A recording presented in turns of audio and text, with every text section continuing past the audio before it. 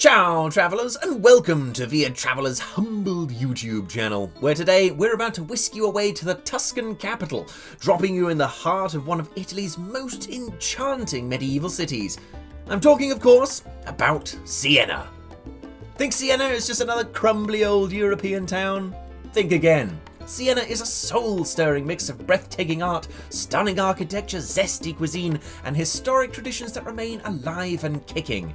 And that doesn't even cover the views. So we're here to guide you through some of these timeless treasures so you can see why we love this city so very much. Pack your curiosity and your most comfortable walking shoes because we're going on a stroll through the soul of this city. So hit that subscribe button and gear up for an adventure through Siena and for more of our trips around Italy and beyond. And don't forget to check out our main site at viatravelers.com. Alright, that's that plug plugged. Let's get to it. If there's one thing you may have heard or seen referenced about Siena, odds are it may be the exhilarating Palio di Siena horse race, held twice a year in the Piazza del Campo, right in the heart of Siena. This is one of the oldest and most famous horse races in the world, and certainly the most famous one held in the middle of a city. It's a crazy chaotic explosion of colour and horseflesh, and is visually stunning as the square it's held in. Which, yeah, the Piazza del Campo is a treasure trove of history and architectural grandeur. Surrounded by medieval buildings, the fan-shaped plaza opens up like a stage set for the square's most regal players. At the forefront stands the imposing Palazzo Pubblico, or Old Town Hall.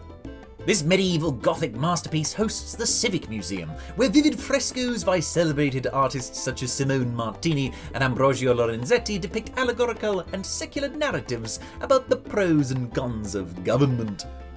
You'll also want to check out the square's medieval Fontagaia, or Joyous Fountain, a permanent fixture since 1419 and once part of the city's water flow infrastructure. I wouldn't recommend grabbing a bev from this watering hole, which is fine, since you can check out one of the square's bars, restaurants, cafes, or trattorias if you're in need of some refreshment. An iconic sentinel towering over the Piazza del Campo, the Torre del Mangia doesn't enjoy the same rep as other lesser towers in Italy. Looking at you, Pisa. But it's nothing short of majestic. Technically part of the Palazzo Pubblico, the roots of this striking Gothic tower run as deep as Siena's famous cathedral, which I'll get to in a bit. Completed around 1350 along with the cathedral, it was designed to be exactly the same height as the cathedral to symbolise the equal importance of church and state. And at 102 metres, it is pretty high up, which means it's also one of the best places in town to get some pictures of the city if you climb to the top. But if you climb to the top to get pictures, you won't see the tower. So, yeah, there's that. You'll figure it out. Before we get to the cathedral proper, let's take a look at the Facciatone, or facade, of Siena. Perched atop the Cathedral Museum, aka the Opera Museum, which is up next, the Facciatone offers more great views of Siena. See? I told you you'd figure it out! Formerly a proposed and uncompleted extension to the cathedral, this panoramic viewpoint is accessible for ticket holders, and is an architectural marvel in its own right that you'll want to photo from the ground up. Alright, let's check out the museum. If you've got tickets for the Facciatone, odds are it also grants access to the Opera della Metropolitana as well. The Opera Museum is one of the oldest art museums in the country, and is home to a number of historic works of art, some from the Middle Ages. 3 floors crammed with art and artifacts, there are also a number of relics from the cathedral house here, including sculptures, and the one and only Meister altarpiece.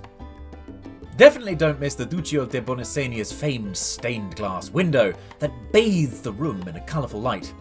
But enough stalling, let's take a peek at that world-famous cathedral.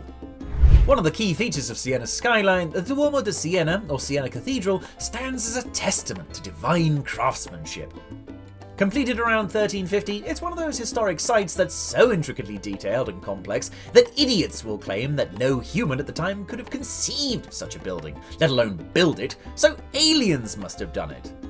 I kinda get this, because it's easy to be blown away by the striking facade inlaid with mosaics and ringed by statues of prophets and philosophers, not to mention its opulent interior, exquisite marble floors intricately designed with complex mazes, and the vibrantly painted frescoes that stretch across the cathedral's vaulted ceilings.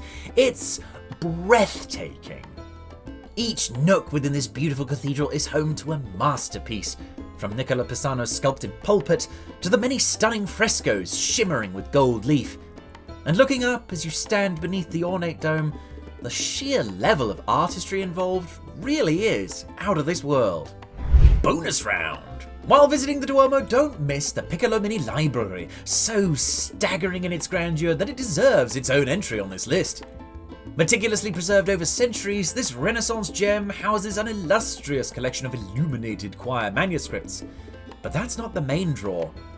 Look around, and with light pouring in through the stained glass windows, the air itself seems to shimmer with the vibrancy of the frescoes that climb the walls and ceilings.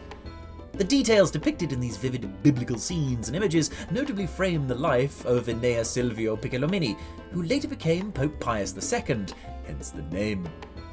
Honestly, it's a borderline transcendent collision of history and art that will leave you with a sense of awe that will linger for a lifetime. The Basilica Cateriniana San Domenico is another church well worth your time. It's a slightly ominous piece of architecture, but a top destination for history buffs.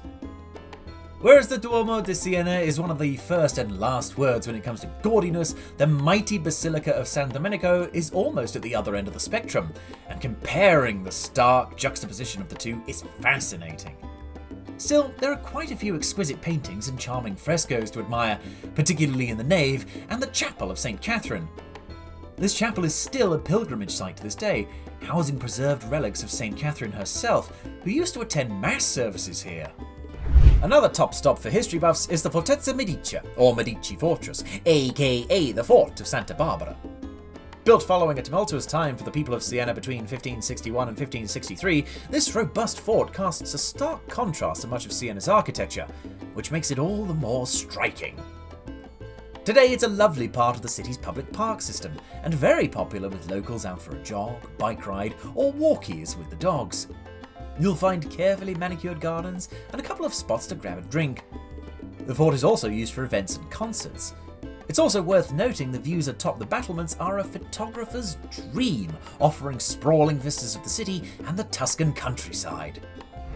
The National Art Gallery of Siena is housed in the majestic Brigidi and Bonsignori palaces in the city centre. It's a unique sanctuary of Italian medieval and Renaissance works of art that also includes one of the world's largest collections of Sienese paintings. Go figure. Art aficionados will relish exploring the glory days of Tuscan painting, with the museum's catalogue boasting revered works from the 12th to the 17th century, with masterpieces by Duccio, Sano di Pietro, and the Lorenzetti brothers. Overall, this is an essential destination for anyone with even a passing interest in art and history, and gives a surprisingly good background of the city's history. Now, what would a vacation to Italy be without indulging in some fine eats? Pretty flippin' terrible. So you'll be pleased to know that as Tuscany's capital, Siena is one of the very best places to sample the very best of Tuscan cuisine. The main staples around here revolve around hearty peasant dishes, fresh pasta, and pork with zesty meat sauces like wild boar ragout. You can also find an abundance of the coveted Florentine steaks here, which I thoroughly recommend washing down with some of Tuscany's delicious red wine. And if you're looking to sate that sweet tooth, Siena is famous for its baked nibbles. Keep an eye out for Cantucci cookies. These traditional almond nibbles are to die for.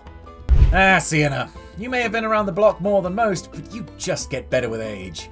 It's one of those places that I often recommend as, if you can only visit one city on your trip to X country, this is it, just because it showcases the very best of Tuscany and Italian culture without completely overflowing with tourists.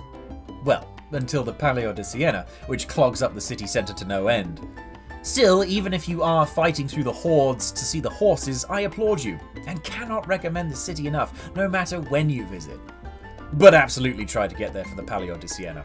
It's one of the most incredible festivals in Italy and encapsulates the very soul of Siena. And on that note, it's time for me to gallop off myself.